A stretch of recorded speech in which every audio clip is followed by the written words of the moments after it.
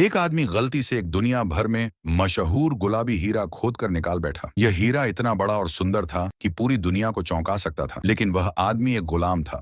उसका नाम सोलोमन था। वह इस हीरे को अपने पास ही रखना चाहता था। हाल ही में एक और मजदूर को सिर्फ चावल के दाने जितना छोटा हीरा छुपाने के लिए गोली मार दी गई थी। ऐसे में इतना बड़ा हीरा कहाँ छुपाया जाए? सोलोमन का दिल तेजी से धड़कने लगा। उसी वक्त एक जोरदार धमाका हुआ। पास की वाटर पंप मशीन फट गई। सबका ध्यान उधर चला गया। सोलोमन ने जल्दी से मौका लिया।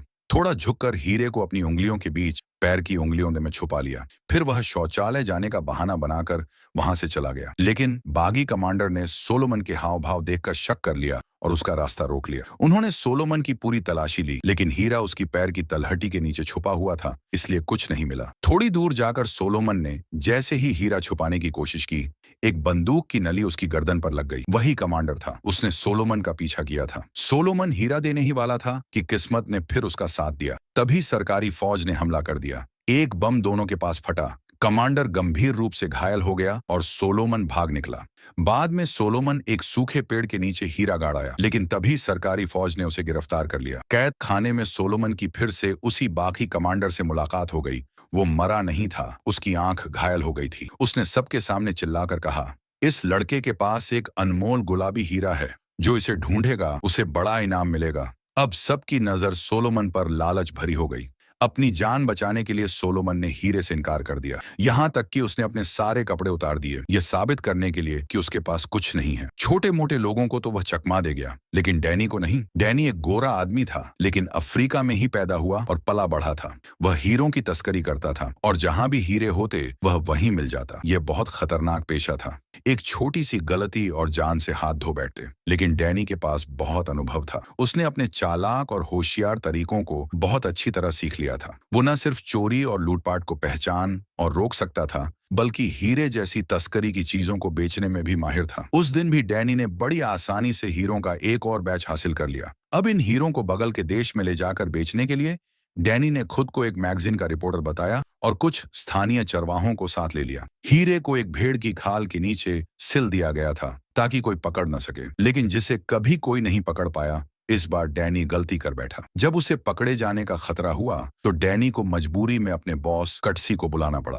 कटसी अफ्रीका की सबसे बड़ी भाड़े की सेना मर्सिनरी आर्मी का मुखिया था और पूरे इलाके में उसका नाम चलता था। लेकिन इस बार विरोधी इतने ताकतवर थे कि उन्होंने कटसी की भी कोई परवाह नहीं की और डैनी को सीधे जेल में डाल दिया। यहीं जेल में रहते हुए डैनी को पता चला कि सोलोमन के पास एक दुर्लभ गुलाबी हीरा है। जब उसका साथी उसे जमानत पर छुड़ाकर बाहर निकाल लाया तो डैनी ने तुरंत ये खबर अपने लोगों को दी और कहा, सोलोमन को किसी भी कीमत पर बाहर निकालो, क्योंकि डैनी जानता था कि वो गुलाबी हीरा कितना कीमती है, उससे भी ज्यादा जितना सोलोमन खुद समझता था। अगर डैनी को वो हीरा मिल जाता तो वो धनवान हो सकता था, कटसी के नियंत्रण से आजाद हो सकता था और हमेशा के लिए अफ्रीका छोड़ सकता था। आदेश देने के बाद डैनी होटल लौट। जैसे ही वह कमरे में घुसा, उसने एक चाकू से अपना दांत उखाड़ दिया। उस दांत के अंदर एक हीरा छिपा हुआ था, जिसे वह केवल आखिरी समय में ही निकालता था। इसके बाद डैनी पैसे बदलवाने के लिए बाहर चला गया। उसी समय जब डैनी के कमरे में एक आदमी चुपके से घुसा, उसके साथियों ने सोलोमन को भी जेल से छुड़ा लिया। जेल से निकलते ही उन्होंने सोलोमन को थोड़े पैसे भी दिए ताकि वह गरीबी की वजह से फिर से जेल न चला जाए।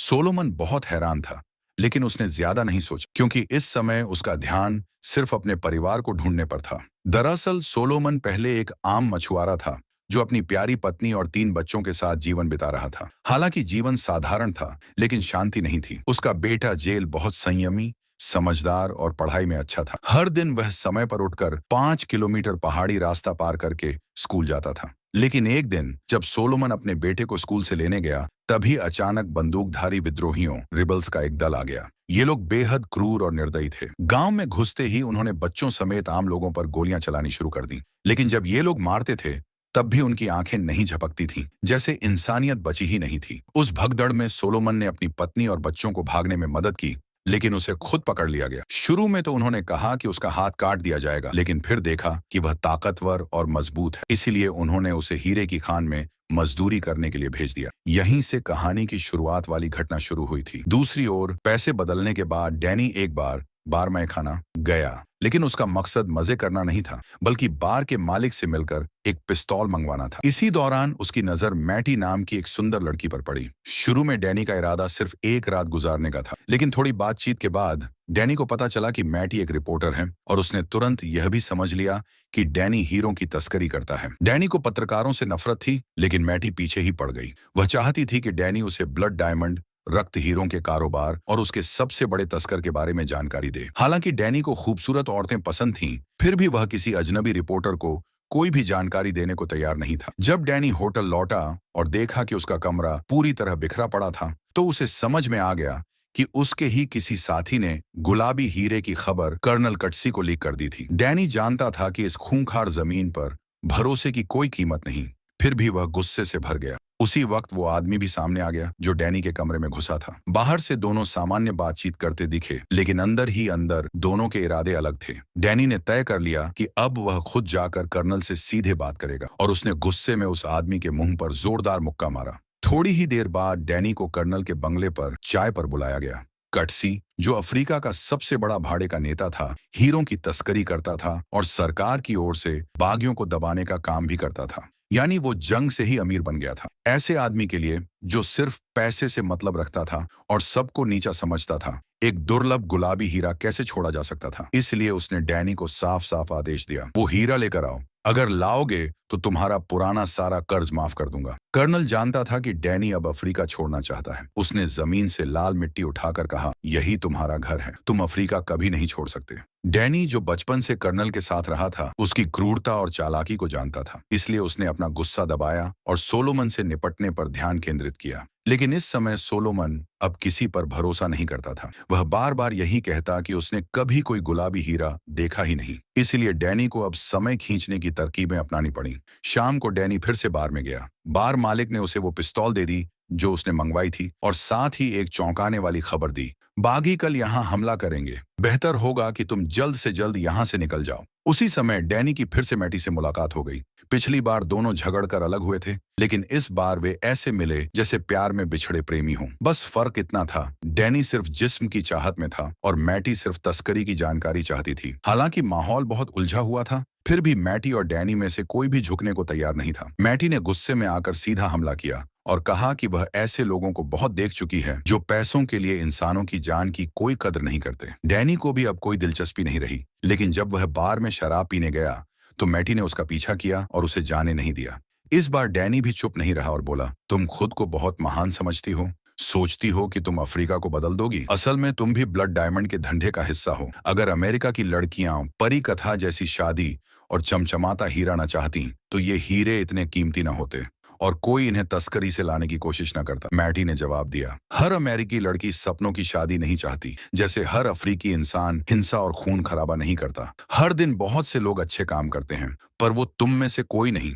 दोनों का फिर से झगड़ा हुआ और वे अलग हो गए। अगले दिन बागियों ने सचमुच शहर पर हमला कर दिया। हर तरफ युद्ध का माहौल बन गया। डैनी ने मौके का फायदा उठाते हुए सोलोमन को ढूंढा और उसे साथ देने को कहा।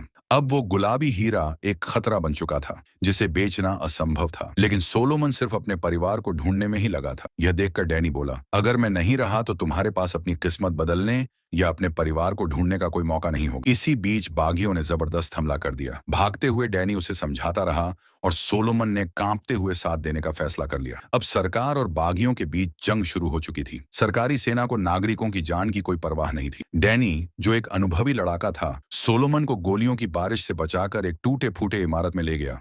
रात को अंधेरे का फायदा उठाकर वे शहर से बाहर निकलने की कोशिश करने लगे, लेकिन रास्ते पर 3 बागी सैनिक खड़े थे। डैनी ने योजना बनाई, सोलोमन बागी सैनिक बनने का नाटक करे और डैनी कैदी बनकर जाए। जब दुश्मन थोड़ा लापरवाह हुआ तो डैनी ने फुर्ती से बंदूक निकाली और तीनों को मार गिराया। उसने एक स्नाइपर राइफल उठाई और भागते दुश्मन को भी गोली मार दी। ये देख सोलोमन को पहली बार उसकी निर्दयता का अंदाजा हुआ। इसके बाद दोनों शरणार्थियों के समूह में शामिल होकर सरकार द्वारा चलाए जा रहे शिविर में पहुंचे। यहाँ डैनी की मुलाकात एक पुरुष पत्रकार से हुई और उसके जरिए उसे मैटी मिल गई। डैनी ने सौदा रखा, मैं तुम्हें हीरों की तस्करी की जानकारी दूंगा। बदले में तुम अपने यूएन संपर्कों से सोलोमन के परिवार का पता लगवाओ। डैनी जानता था हीरा पाने के लिए पहले सोलोमन का भरोसा जीतना जरूरी था। मैटी समझ गई कि डैनी उसका इस्तेमाल कर रहा है और यह भी कि सोलोमन जरूर हीरे से जुड़ा है, क्योंकि डैनी जैसा लालची आदमी किसी गरीब मछुआरे की मदद यूं ही नहीं करेगा। फिर भी एक ईमानदार रिपोर्टर होने के नाते अगर किसी की जान बचानी हो तो वो बाकी बातों को नजरअंदाज कर सकती थी। जल्द ही मैटी को पता चला कि सोलोमन का परिवार गिनी देश के शरणार्थी शिविर में है। वे हेलीकॉप्टर से वहां पहुंचे, लेकिन शिविर में 10 लाख से ज्यादा लोग थे। पर भगवान ने दया दिखाई और सोलोमन को अपनी बीवी और बेटी मिल गई, लेकिन उसका बेटा डिया बागियों द्वारा पकड़ लिया गया। ये खबर सुनकर सोलोमन पूरी तरह टूट गया। वह जानता था कि बाकी बच्चों को हत्या की मशीन बना देते हैं और डिया भी ऐसा ही बन चुका होगा। सोलोमन की बात सच निकली। डिया अब एक आंख वाले कमांडर का ट्रेन चाइल्ड सोल्जर बन गया था। वह बिल्कुल भावहीन होकर गांव वालों को मारता था और सबसे आगे रहता था। इस बीच सरकार ने ऐलान किया कि जब तक युद्ध खत्म नहीं होता, शरणार्थियों को उनके घर नहीं भेजा जाएगा। सोलोमन अब पूरी तरह बेरंग और टूटा हुआ इंसान बन चुका था। हर दिन अपने बेटे का नाम बड़बड़ाता रहता था और डैनी अब पूरी तरह हीरे पर फोकस कर चुका था। उसे पता चल गया था कि हीरा कहाँ दबा है, लेकिन वो इलाका खतरनाक था जहाँ कई गुटों का नियंत्रण था। वह जानता था सिर्फ मैटी की टीम के साथ जाकर ही वहां पहुंचा जा सकता है। उधर मैटी बहुत परेशान थी। एक प्रतिष्ठित यूनिवर्सिटी से पढ़ी, तेज और समझदार, वो चाहती तो न्यूयॉर्क में ऐश की जिंदगी जी सकती थी, लेकिन उसमें एक तरह का दुनिया को बचाने वाला जुनून था। वो दुनिया की अन्याय को खत्म करना चाहती थी, लेकिन उसकी रिपोर्टें, लेख और तस्वीरें सिर्फ लोगों की आंखें नम करती थी, असलियत नहीं बदलती थी। अब वो कुछ ठोस करना चाहती थी। ब्लड डायमंड व्यापार के पीछे के लोगों को उजागर करना। शायद मैटी के इरादों से प्रेरित होकर या सिर्फ हीरे की चाहत में, डैनी ने उसे पूरा सच बता दिया। मैं हीरे को पड़ोसी देशों में तस्करी करता हूँ। वहां के लोकल खरीदार उन्हें दलालों को देते हैं, फिर दलाल सीमा शुल्क अधिकारियों को रिश्वत देते हैं। वे लोग ये साबित कर सकते थे कि ये हीरे स्थानीय खदानों से निकाले गए हैं, जिससे उन्हें कानूनी रूप से विदेश भेजा जा सकता था। इस पूरी हीरा तस्करी की चेन के पीछे वेंडी कैप नाम का एक ताकतवर आदमी था। एक तरफ वह बहुत सारे हीरे इकट्ठा करके उनकी सप्लाई पर कंट्रोल रखता ताकि कीमतें ऊंची बनी रहें। दूसरी तरफ वह युद्ध को जिंदा रखने की हर कोशिश करता ताकि बागियों के हीरे सीधे बाजार में न आ सके। डैनी ने यह सब बताने के बाद वादा किया कि वह इस गोरख धंधे के ठोस सबूत भी देगा, लेकिन तब ही जब वह गुलाबी हीरा पा जाएगा, वरना अगर यह सब अभी सामने आता तो उसे जिंदा दफना दिया जाता। इसलिए डैनी और मैटी के बीच एक समझौता हो गया। इसके बाद डैनी और सोलोमन ने मैटी की टीम के कर्मचारी बनकर उस मिशन में शामिल होने का नाटक किया, लेकिन रास्ते में उनका काफिला बागियों के हमले का शिकार हो गया। इस संकट में दयालु सोलोमन ने एक बच्चे की जान बचाई, लेकिन क्योंकि बस में अब और जगह नहीं थी, डैनी, मैटी और सोलोमन को एक छोटे ट्रक में चढ़ना पड़ा। किस्मत का खेल देखिए, जिस बस में वे नहीं चढ़ पाए थे, बागियों ने उसके सारे यात्रियों को मार डाला। इस तरह वे तीनों ट्रक लेकर जंगल की ओर भाग निकले, लेकिन जैसे ही वे खतरे से निकले, उनका सामना स्थानीय गुरिल्ला लड़ाकों से हो गया। सौभाग्य से वे लोग बिना मतलब मारने वाले नहीं थे। थोड़ी बातचीत और मैटी की फोटोग्राफी देखकर उन्होंने अपना गुस्सा छोड़ दिया और तीनों को एक छिपे हुए सुरक्षित स्थान पर ले गए। यह जगह युद्ध से बर्बाद अफ्रीका से बिल्कुल अलग थी, एकदम जन्नत जैसी। यहाँ के सारे बच्चे पहले बच्चा सैनिक थे, लेकिन अब प्यार और सही शिक्षा के कारण फिर से मासूम और खुशहाल जीवन जी रहे थे। इस सब का श्रेय वहां के मालिक को जाता था। वह मानता था कि अच्छाई और बुराई में असल में कोई फर्क नहीं होता। हर बुरा इंसान भी अगर एक पल के लिए अच्छा बन जाए तो जिंदगी को एक मतलब मिल सकता है। डैनी ने उसकी ये बातें ध्यान से सुनी और सोचने लगा। शाम को जब बच्चे गा रहे थे और डैनी पाम वाइन, स्थानीय शराब के असर में था, तो उसने पहली बार मैटी के सामने दिल खोलकर बात की। उसने बताया कि वह अफ्रीका में जन्मा एक गोरा आदमी है। जब वह 9 साल का था, उसकी मां मार दी गई और उसके पिता का भी सर काट दिया गया। युद्ध ने उससे सब कुछ छीन लिया था। फिर 19 साल की उम्र में वह कर्नल के साथ मिलकर भाड़े का सैनिक बन गया। तब से वह काले लोगों से लड़ता रहा, लेकिन बाद में उसे समझ आया कि यह सब न शांति के लिए था, न नस्लीय नफरत मिटाने के लिए, बस पैसों के लिए था। तब से वह अकेले काम करने लगा, एक खुदगर्ज तस्कर बन गया। पर अब वह बस एक शांत और सादा जिंदगी जीना चाहता था, और वह गुलाबी हीरा ही डैनी का अफ्रीका से बाहर निकलने का टिकट था। जब मैटी ने डैनी के चेहरे पर दर्द भरा भाव देखा, तो वह अनजाने में उसका हाथ पकड़ लेती है। दोनों के दिल इस पल से करीब आने लगते हैं। अगले दिन हवेली का मालिक तीनों को मंजिल की ओर ले जाता है, लेकिन रास्ते में बच्चा सैनिकों की बाकी सेना मिलती है। मालिक को लगा कि वह शांति की बात करके उन्हें समझा लेंगे, लेकिन वे बच्चे भावनाहीन और कठोर बन चुके थे। उन्होंने सीधा गोलियां चलाकर जवाब दिया।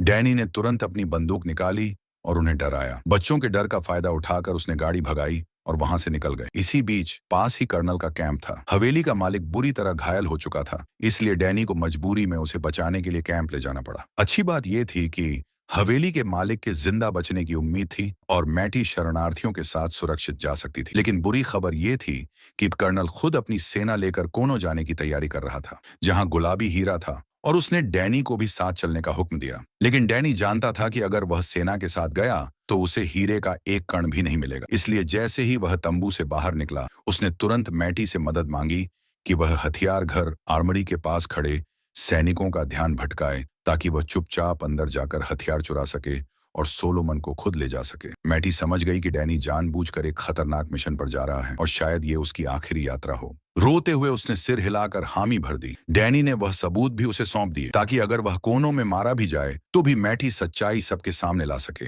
इसके बाद मैटी की मदद से डैनी ने हथियार चुरा लिए और अब दोनों को अलग होना था। इतनी मुश्किलों और सच्चे पलों के बाद उनके बीच भावनाएं पनप चुकी थीं, पर यह बिछड़ना शायद हमेशा के लिए था, क्योंकि इस धरती पर प्यार के अलावा उनके अपने अपने रास्ते और कर्तव्य थे। जाने से पहले मैटी ने डैनी की एक फोटो ली और उसे अपना ऑफिस नंबर, घर का नंबर और मोबाइल नंबर भी दिया। पहले लोग हमेशा मैटी का पीछा करते थे, लेकिन इस बार वह खुद आगे बढ़ी। अब दोनों अपनी अपनी किस्मत की ओर निकल पड़े। रास्ते में डैनी और सोलोमन ने गुलाबी हीरे की जानकारी पर बात की। जब सोलोमन को पता चला कि हीरा 100 कैरेट से भी बड़ा है, तो उसकी चाल में हल्कापन आ गया, जैसे कि हीरा और आजादी अब ज्यादा दूर नहीं। लेकिन उसी रात फिर एक हादसा हो गया। एक बागी सेना की गाड़ी वहां से निकली और सोलोमन ने उसमें अपने बेटे डिया को देख लिया। बेहद बेचैन होकर उसने आवाज निकाली, जिससे बागियों का ध्यान उनकी तरफ चला गया और वे मुश्किल से जान बचाकर भागे। इस घटना के बाद डैनी गुस्से में अगबूला हो गया। उसने चाकू निकाल लिया और सोलोमन को धमकाया, अगर अगली बार कुछ गड़बड़ की तो मैं तुम्हारी खाल उधेड़ दूंगा। लेकिन सोलोमन के लिए गुलाबी हीरा से ज्यादा कीमती उसका बेटा था। शाम को डैनी और सोलोमन चुपचाप बागी कैंप की तरफ बढ़े, लेकिन वहां हीरे, डायमंड का कोई निशान नहीं मिला। इसलिए दोनों को आगे बढ़ना पड़ा। पहले रास्ते में वे हीरों की बातें किया करते थे, लेकिन अब वे एक दूसरे की जिंदगी के बारे में बात करने लगे और धीरे धीरे अपने दिल की बात कहने लगे। डैनी ने यहां तक कहा कि वह जरूर सोलोमन के बेटे डिया को बचाएगा। फिर वे एक और दिन रात छिपे रास्तों से चलते रहे और आखिरकार उस खान माइन तक पहुंच गए जहां गुलाबी हीरा दबा हुआ था। लेकिन वहां बहुत भारी सुरक्षा थी, इसलिए अंदर जाना नामुमकिन था। डैनी के पास अब कोई और रास्ता नहीं था, इसलिए उसने जोखिम उठाते हुए कर्नल को खान की सही लोकेशन भेज दी, ताकि वह भारी हथियारों से हमला कर सके और एक रास्ता साफ हो जाए। डैनी को पता था यह बहुत खतरनाक चाल है, लेकिन उसके पास कोई और तरीका नहीं था। उसे बस इस जंग के बीच हीरा निकालने और भागने का मौका मिलना था। लेकिन सोलोमन को कुछ गड़बड़ लगा, क्योंकि उसे यकीन था कि उसका बेटा डिया अंदर है। अगर गोलीबारी शुरू हुई तो उसका बेटा मारा जा सकता है। इसलिए शाम को जब डैनी सो रहा था तो सोलोमन चुपके से बागियों के इलाके में घुस गया और अपने बेटे को ढूंढ निकाला। लेकिन किसे पता था कि उसका बेटा उसे पहचानता ही नहीं था, बल्कि उसे गद्दार समझकर पकड़ लिया। तभी डैनी को जब सोलोमन के गायब होने का पता चला तो वह भी उसका पीछा करता हुआ वहां पहुंच गया। लेकिन हालात देखकर उसे सही मौके का इंतजार करना पड़ा। अगली सुबह घायल बागी कमांडर वहां आया और सोलोमन को देखकर खुश हो गया। उसने कुल्हाड़ी लेकर सोलोमन को धमकाया कि वह गुलाबी हीरा सौंप दे। दरअसल कमांडर को भी हीरे की उतनी ही चाह थी जितनी डैनी को, क्योंकि वो भी इस नरक जैसी जगह से भागना चाहता था। अब सोलोमन हीरा देने ही वाला था, लेकिन छुपे हुए डैनी को डर था कि कहीं हीरा उससे पहले किसी और के हाथ न लग जाए। तभी कर्नल का हेलीकॉप्टर आ गया और चारों तरफ गोलीबारी और बमबारी शुरू हो गई। हालात बहुत अराजक, बेकाबू थे, लेकिन डैनी का दिमाग बिल्कुल साफ था। उसे पता था कि अगर वो डिया की जान बचाएगा तो ही सोलोमन उसे हीरे का ठिकाना बताएगा। इसलिए अपनी जान जोखिम में डालकर डैनी ने डिया को बचा लिया।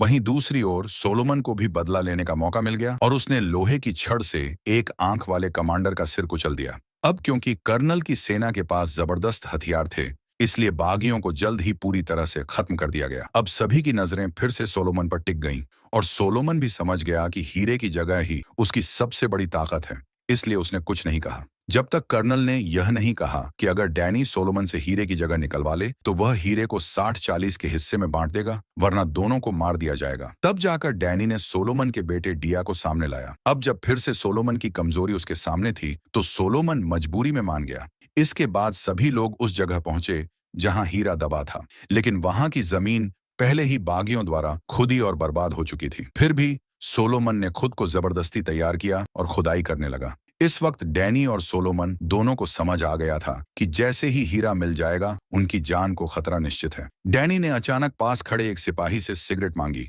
लेकिन उसने मना कर दिया। अब सोलोमन को भी डैनी पर भरोसा हो गया था, इसलिए उसने जान जोखिम में डालने का फैसला किया और ऐसा दिखाया कि उसे हीरा मिल गया है। डैनी ने मौका देखकर सिपाही को मार डाला और सोलोमन ने कर्नल पर हमला कर दिया। डैनी झाड़ियों में छिप गया, फिर अचानक लौटा और कर्नल को खत्म कर दिया। जल्द ही सोलोमन को सच में गुलाबी हीरा मिल गया, लेकिन इस लड़ाई के दौरान डैनी को पेट में गोली लग चुकी थी। अचानक डिया बंदूक लेकर उनके सामने खड़ा हो गया, लेकिन सोलोमन ने अपने बेटे से दिल से बात की और उसका बेटा, जिसकी इंसानियत अभी पूरी तरह मरी नहीं थी, आखिरकार मान गया। पर जैसे ही पिता बेटे की मुलाकात हुई, तीनों पर फिर हमला हुआ और उन्हें भागना पड़ा।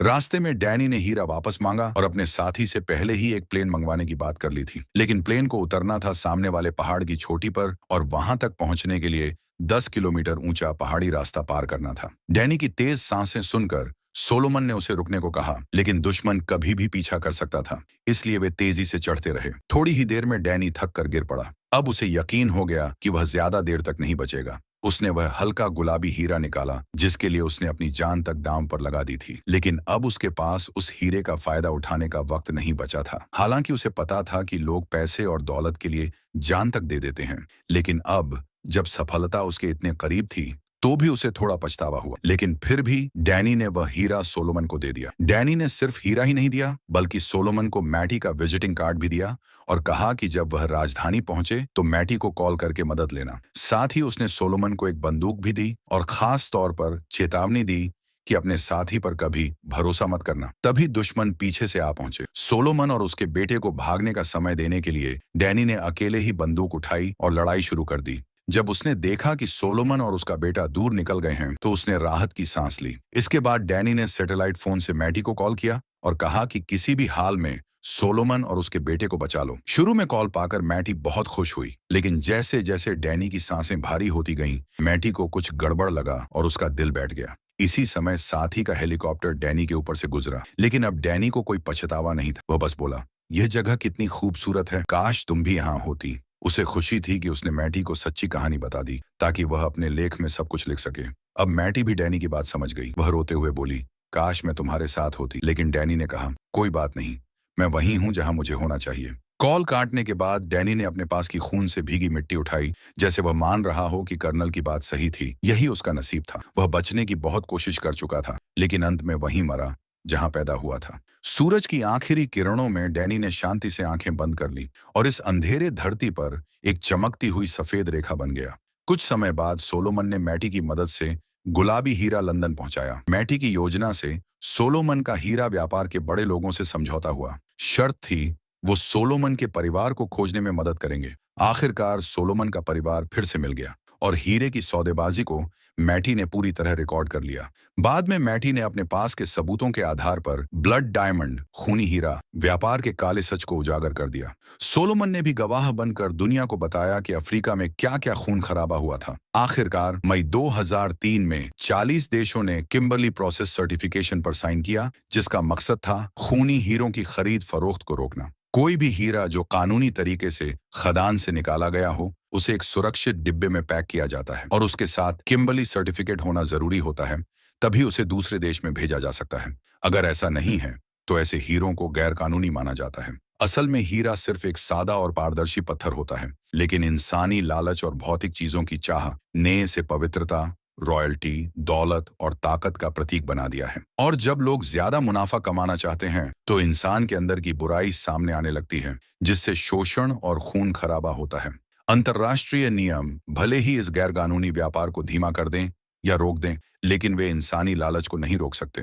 लोगों को यह कहना कि इस पाप से भरी चीज को खरीदना बंद करो भी काम नहीं करता, क्योंकि इंसान के दिल में महत्वाकांक्षा, एम्बिशन नाम का जहरीला सांप छिपा होता है। जब हीरे से संतोष नहीं मिलेगा तो लोग वही लालच दूसरी चीजों में निकालेंगे, जैसे महंगी चीजें खरीदना या अनैतिक गलत कामों में लग जाना। इसलिए हमें किसी चीज का विरोध करने की जरूरत नहीं, क्योंकि वो चीज ना सही होती है न गलत। जरूरत है खुद को समझने की। हमें दुनिया के साथ अपने रिश्ते को समझना होगा। हमें अपनी इच्छाओं, अपने दिखावे और अपने जमीर, कॉन्शियंस के साथ समझौता करना होगा, क्योंकि असली खून से सना हुआ हीरा नहीं, बल्कि इंसान का लालच और उसकी कभी खत्म न होने वाली चाहत है। आज की कहानी यहीं खत्म होती है। देखने के लिए धन्यवाद। आपको यह फिल्म कैसी लगी, कृपया नीचे कमेंट करके जरूर बताएं।